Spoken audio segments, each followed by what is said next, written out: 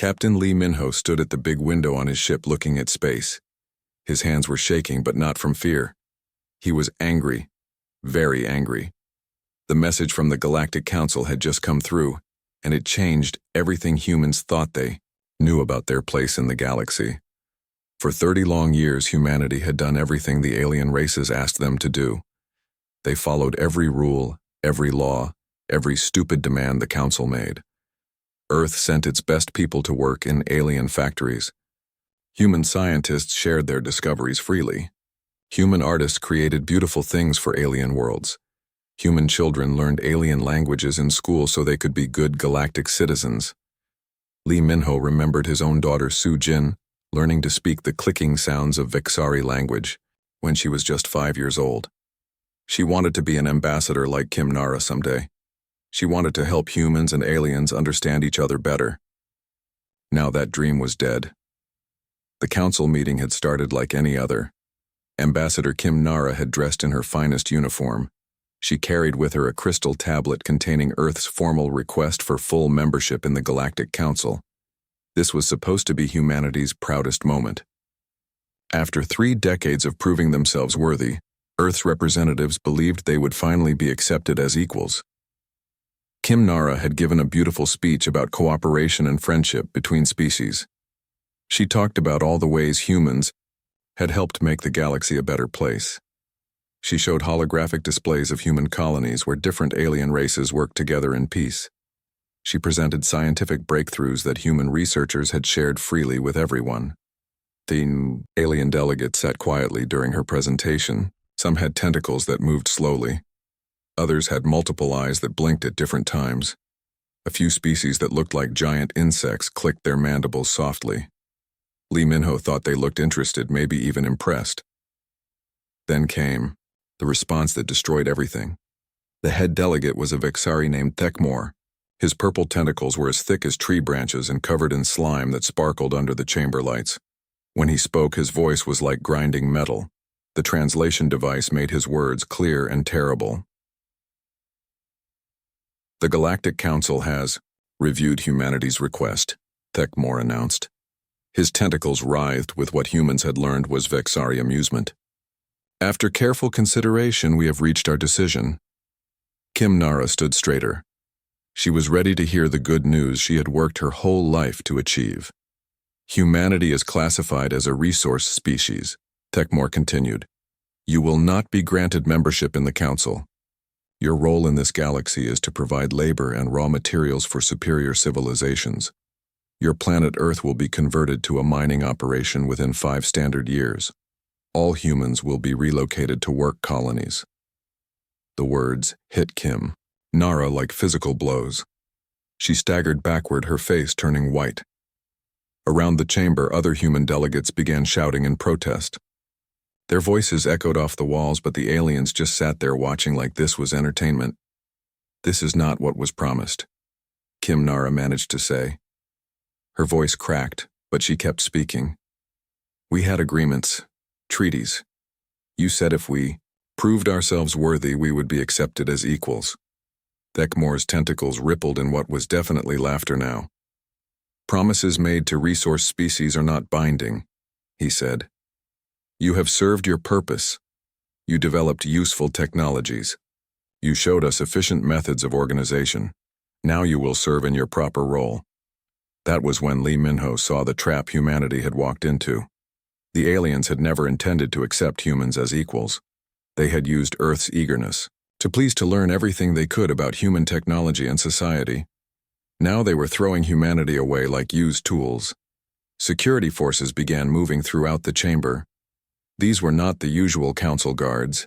These were military, troops from a dozen different alien species, all armed and ready for violence. They had been waiting hidden until the moment came to reveal the truth. All human vessels in council space are now considered trespassing, Thekmor announced. Any resistance will be met with immediate destruction. You have 1 standard day to surrender all weapons and prepare for processing. Through the viewing ports, Lee Minho could see what was happening outside. Alien warships were emerging from behind asteroids and space stations. They had been hiding there waiting for this moment. Dozens of them, maybe hundreds, all targeting the small fleet of human ships that had come here in peace. The human vessels were not warships. They were exploration craft and diplomatic transports. They had basic shields and emergency weapons, but nothing that could fight off a real military attack. The aliens had made sure of that with treaties that limited what weapons humans could carry in council space. Lee Minho felt something break inside his chest. It was not his heart, though, that was breaking too. It was his faith in the idea that different species could live together in peace and understanding. The aliens had played humanity for fools, and now they were about to pay the price for trusting too much. But Lee Minho knew something the aliens did not know. Earth had not sent all its people into space trusting in alien promises. Some humans had suspected this day might come. They had prepared for it in ways the council could never imagine. Lee Minho walked quickly to his command station. His communications officer looked up at him with frightened eyes. "Sir, what are your orders?" she asked. "Send a message to Earth." Lee Minho told her. "Use the emergency frequency, code Omega-7. The communications officer's hands moved over her controls. She knew that code. Every human ship captain knew it. It was the signal that meant everything had gone wrong and Earth needed to defend itself. The message Lee Minho sent was short, but it would change the galaxy forever. 3 words that would make the aliens learn what humans were really capable of when they were pushed too far. "Release the Titan," he transmitted back to Earth.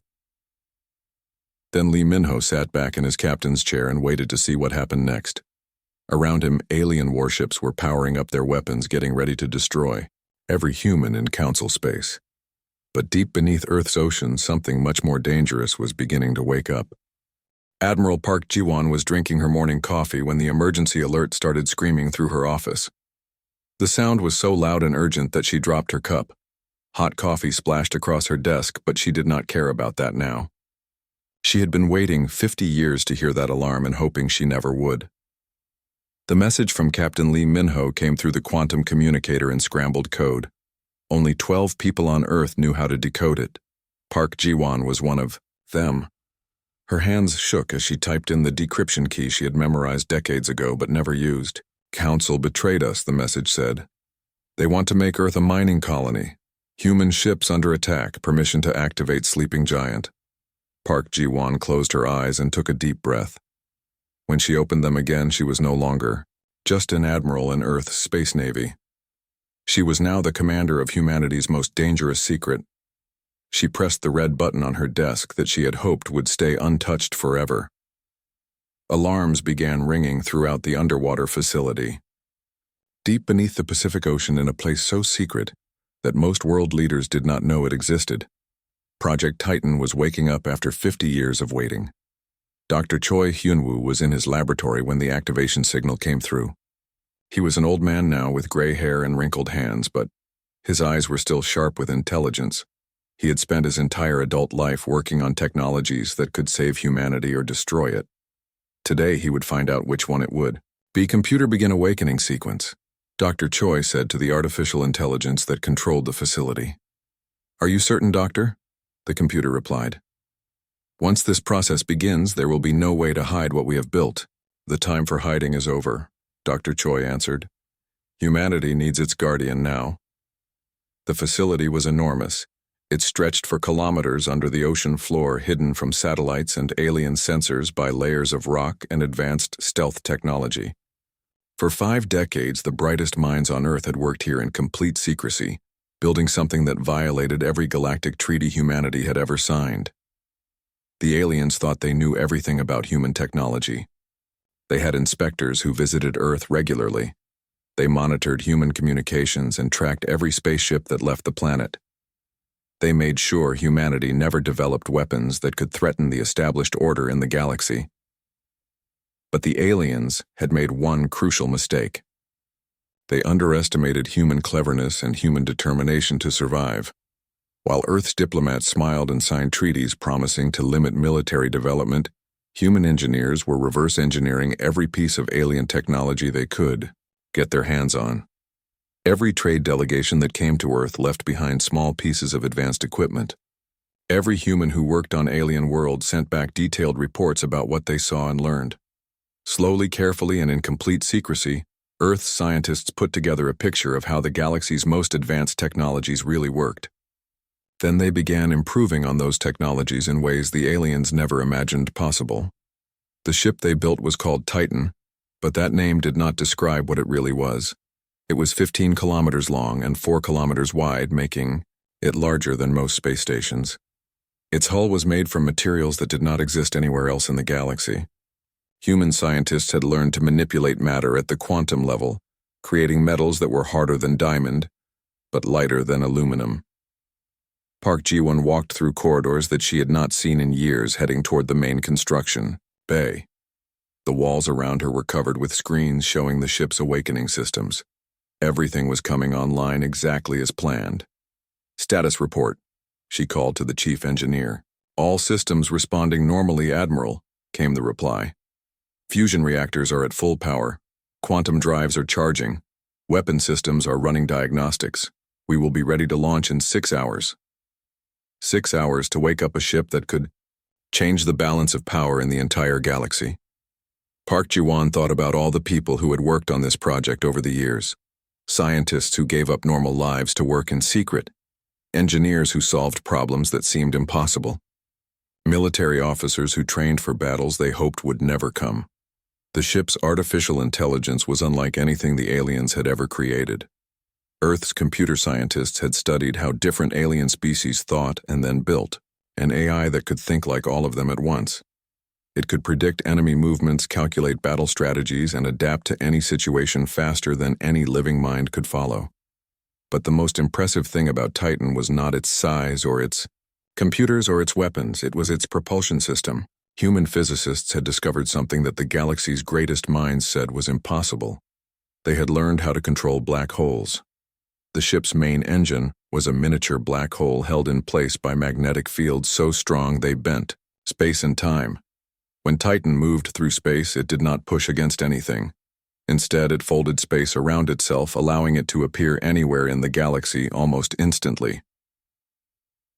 Commander Yoon Sumin was already aboard the ship preparing her crew for launch. She had been training for this mission her entire career, though, until today. She did not know exactly what that mission would be.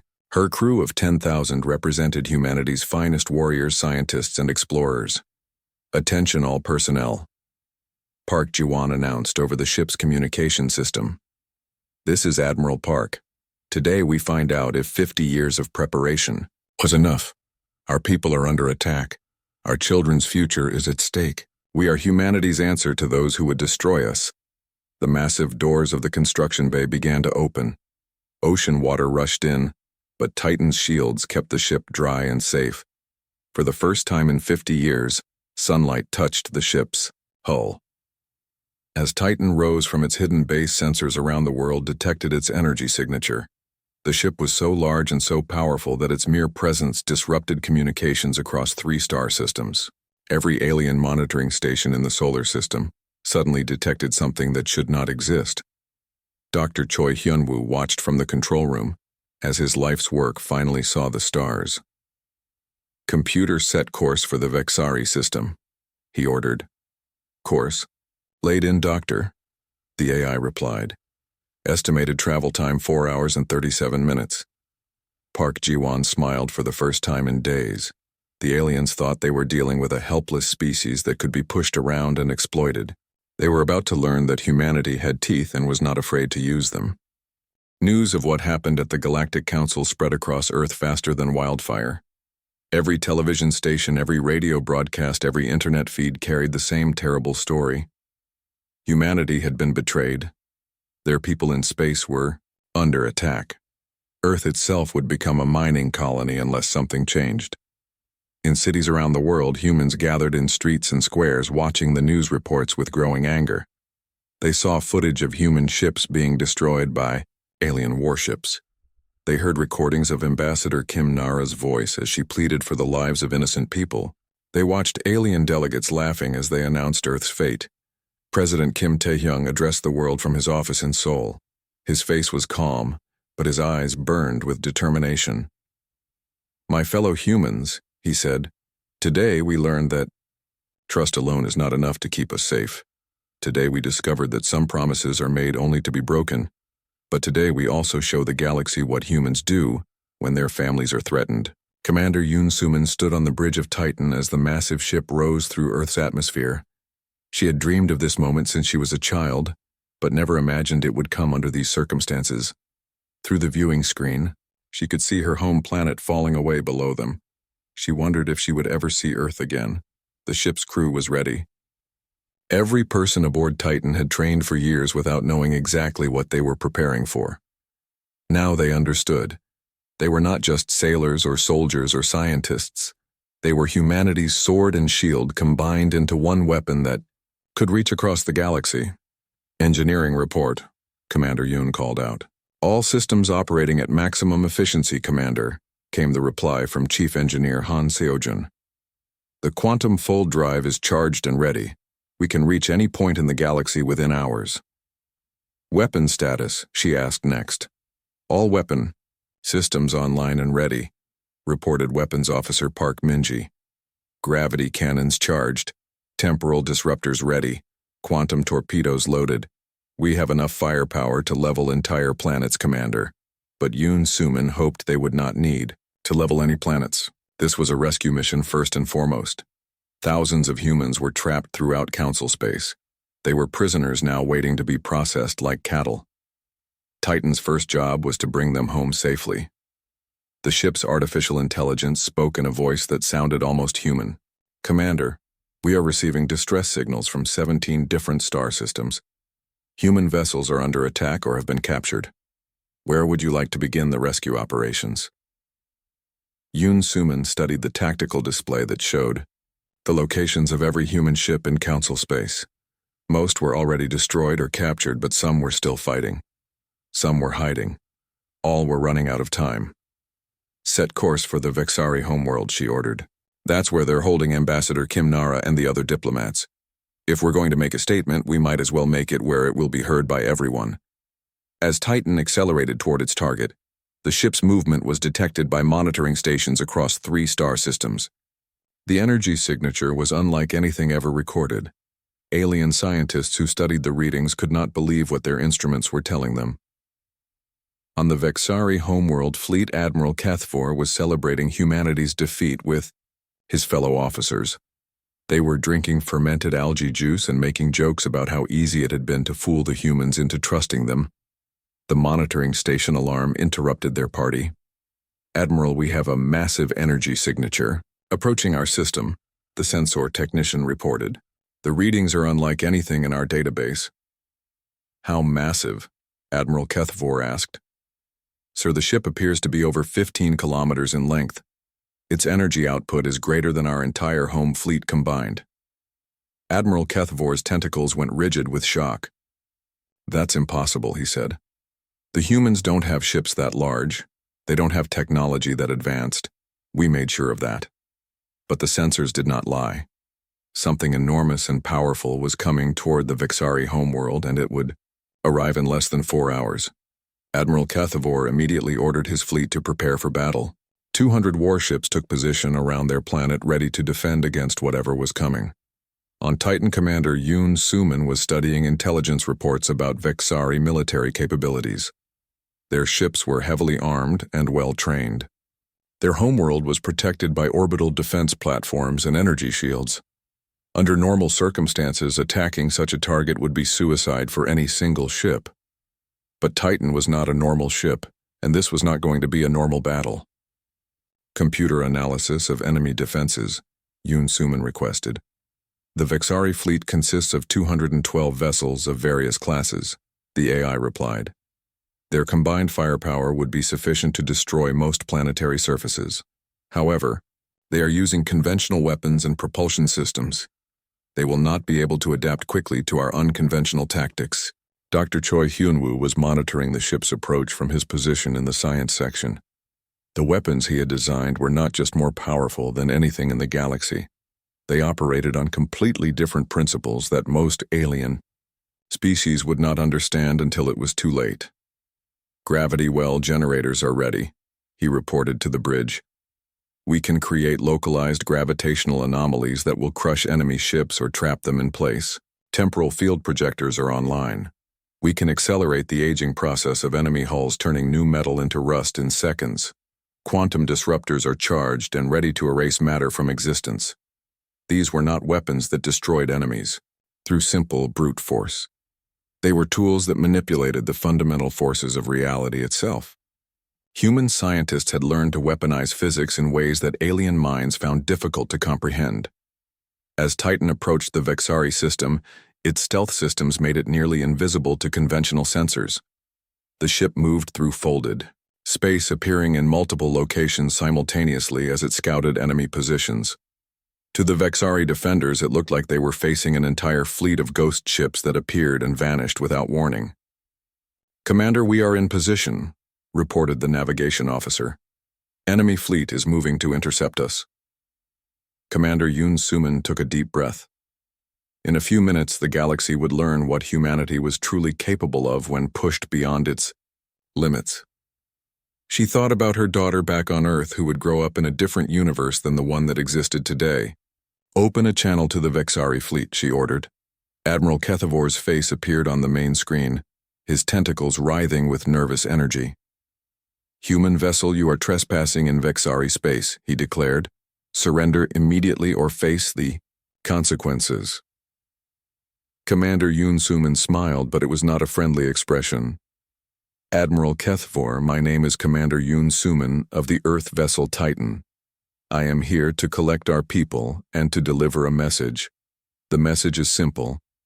Humanity is not your resource species. We are your worst nightmare." Admiral Kethavor stared at the human commander on his screen and felt something he had never experienced before in his long military career. Fear. The ship called Titan was unlike anything in his database. It was massive beyond reason, and its energy reading suggested technologies that should not exist. "You will surrender your vessel immediately," Admiral Kethavor demanded, trying to keep his voice steady. "You are one ship against 200. This is not a battle you can win." Commander Yoon Suman's smile grew wider. "Admiral, you're about to learn the difference between quantity and quality. You have 200 ships built with old technology, following old tactics. I have one ship built by a species you have gravely underestimated." The communication ended, and Titan seemed to vanish from the Vexari sensors.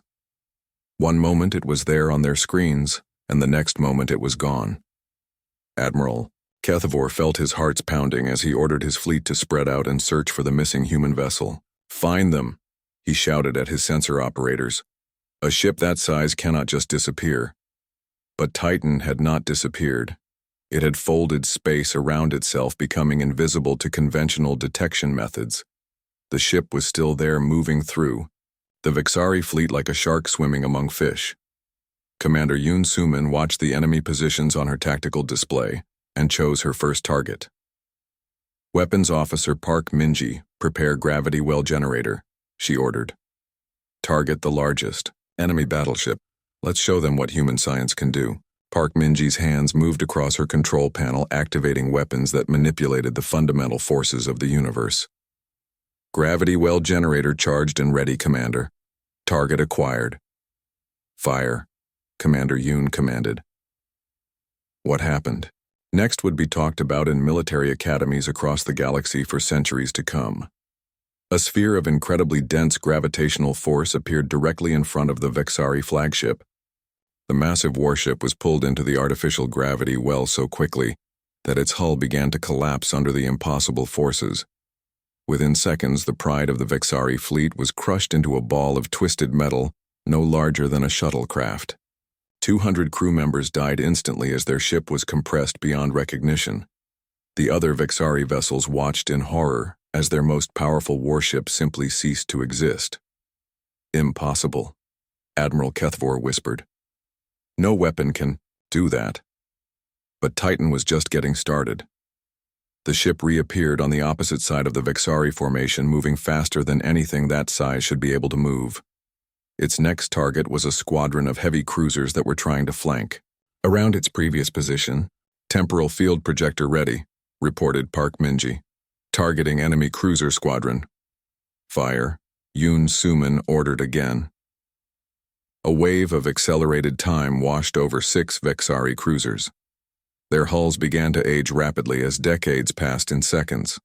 New metal turned to rust. Electronics failed as circuits corroded.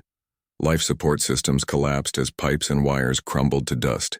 Within minutes, 6 modern warships had become ancient wrecks drifting helplessly through space. The Vexari fleet began firing everything they had at the position where Titan had been, but the human ship was already gone. It appeared above them, below them, beside them, striking from impossible angles with weapons that defied understanding. Quantum torpedoes erased enemy ships from existence by disrupting the bonds that held their atoms together. One moment, a Vexari destroyer was firing its weapons, and the next moment there was empty space where it had been. No wreckage, no debris, no trace that it had ever existed. Energy-dampening fields shut down enemy ships by draining power from their reactors. Vexari crews found themselves drifting in dark, cold vessels as their life support failed and their weapons went offline. They were alive, but helpless, waiting to see what the humans would do with them. Dr. Choi Hyunwoo monitored the battle from his science station with mixed feelings of pride and sadness. The weapons he had designed were performing exactly as intended. They were devastating, effective, and completely one-sided. But each enemy ship destroyed represented lives lost and families grieving. "Commander, we are detecting life pods being launched from disabled vessels," he reported. "The enemy crews are abandoning ship." "Good," Commander Yoon replied. "We are not here to commit genocide. We are here to rescue our people and teach a lesson about respecting humanity." Captain Han Seojin led the rescue operation that extracted human prisoners from the Vexari detention facilities. His team moved through the enemy installations with the precision of a surgical strike. Stun weapons disabled guards without killing them. Transport beams moved prisoners directly to Titan's medical bays. Within an hour, every human on the planet was safely aboard the rescue ship. Ambassador Kim Nara was among the first to be rescued. She had been held in a cell designed for beings much smaller than humans, and her body ached from weeks of poor treatment. When Captain Han's team found her, she could barely stand. "Are we really free?" she asked through tears. "Is Earth safe?" "We are free," Captain Han assured her. "And Earth is about to become the safest planet in the galaxy. The aliens will think twice before threatening humanity again." The battle around the Vexari homeworld lasted exactly 17 minutes. When it was over, 200 enemy warships had been destroyed or disabled, and not a single human life had been lost. The demonstration was so overwhelming that other alien fleets throughout the galaxy began retreating from human colonies without being asked. Commander Yoon Soo-min stood on her bridge looking at the debris field that had once been the galaxy's fourth most powerful military fleet. She felt no satisfaction in the destruction, only grim determination to complete her mission. "Communications, open a channel to all Council worlds," she ordered. Her message was broadcast simultaneously to every major alien civilization. "This is Commander Yoon Soo-min of the Earth vessel Titan. You have seen what happens when humanity is betrayed. You have seen what we are capable of when our people are threatened. This is your only warning. Return all human prisoners. Withdraw from human colonies. Leave Earth alone. If you do not comply, you will face the same fate as the Vexari fleet." The transmission ended and Titan prepared to move to its next target. There were still thousands of humans trapped throughout Council space, and Commander Yoon intended to bring them all home. On Earth, people watched the battle footage with amazement and pride. Their species had been underestimated, dismissed, and betrayed.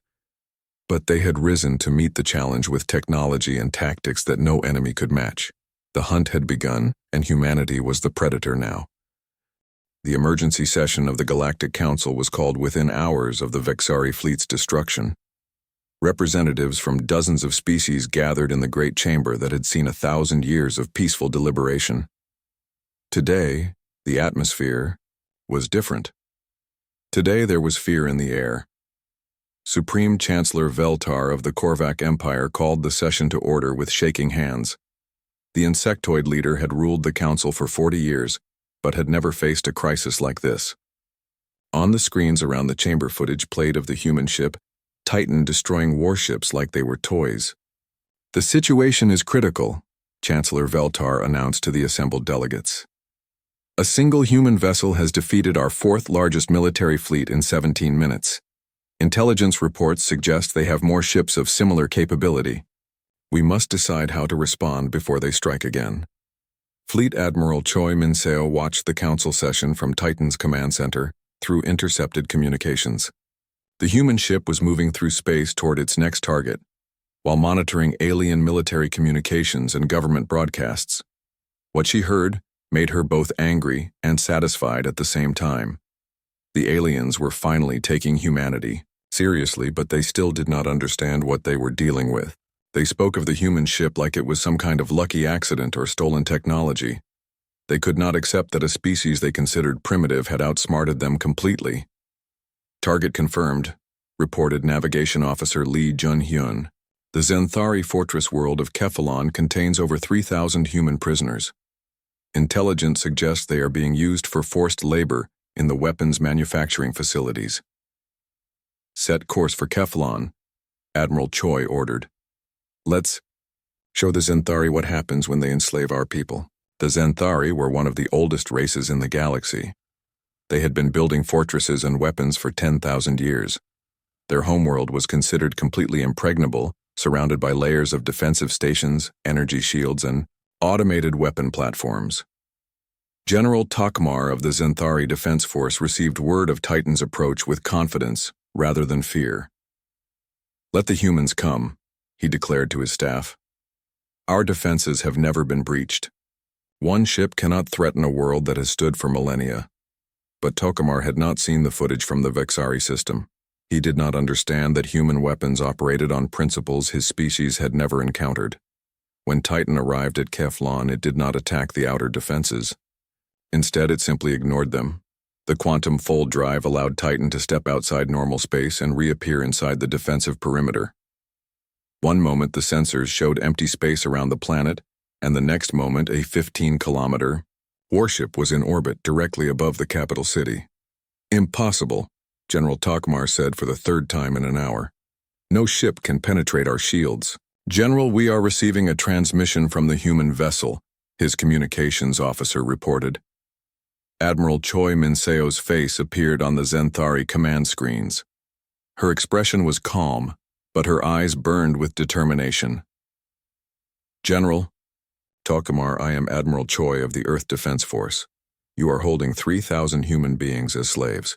You will release them immediately or face the consequences. General Tokamar activated his reply with contempt in his voice. Human, your threats mean nothing here. Kephalon has never fallen to any enemy. Your one ship cannot harm us. General, you have 10 minutes to begin prisoner transfers. Admiral Choi replied. After that, I will demonstrate why resistance is futile. The transmission ended and General Tokamar ordered his planetary defenses to target the human ship. Thousands of weapons fired simultaneously, creating a light show that could be seen from space. Energy beams, particle cannons, and missile swarms converged on Titan's position. The attacks had no effect. Titan's shields absorbed the energy and redirected it harmlessly into space. The human ship was built to withstand the forces inside black holes. Conventional weapons could not even scratch its hull. Your 10 minutes are up, General, Admiral Choi announced. Observe. Titan's main weapon was not something that could be seen or heard. It was a gravitational manipulator that could affect entire planets. Admiral Choi did not want to harm the civilian population, but she could make their world very uncomfortable until they released the human prisoners. The planets. Gravity increased by 20% in a matter of seconds. On the surface, buildings swayed as their foundations struggled with the new forces. People found it difficult to move as their weight increased dramatically. The Zenthari population began to panic as they realized something impossible was happening to their world. Stop this, General Takmar transmitted to Titan. You are violating every law of physics. This cannot be real. General, this is very real and it will get worse, Admiral Choi replied. I can increase your planet's gravity until your cities collapse. I can alter its rotation until your weather systems fail.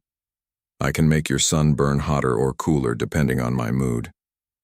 Release our people now. In the council chamber, the representatives watched in stunned silence as reports came in from Keflon. The human ship was manipulating an entire planet like it was a toy. Technology that could control gravity and stellar mechanics was beyond anything the galaxy had ever seen. "We must negotiate," declared Chancellor Veltar. "If they have more ships like this one, they could destroy our entire civilization." Ambassador Thecamore of the Vexari disagreed. His species had lost the most in humanity's first attack, and he wanted revenge. "We cannot show weakness," he argued. "If we negotiate with terrorists, we encourage more terrorism. We must destroy them before they become too powerful." "With what fleet?" asked Chancellor Veltar. "The humans destroyed 200 of our best ships in 17 minutes. What makes you think we can do better with conventional tactics?" On Keflon, General Tokmar was receiving reports from across his planet. The increased gravity was causing structural damage to buildings and infrastructure. His people were suffering, and there was nothing he could do to stop it. The human ship had not fired a single shot, but it was winning the battle effortlessly. "Begin prisoner transfers," he ordered reluctantly. "Move all human slaves to the transport zones immediately." "A wise decision, General," Admiral Choi responded. "As soon as our people are safely aboard this ship, your planet's gravity will return to normal." The prisoner transfer took 6 hours.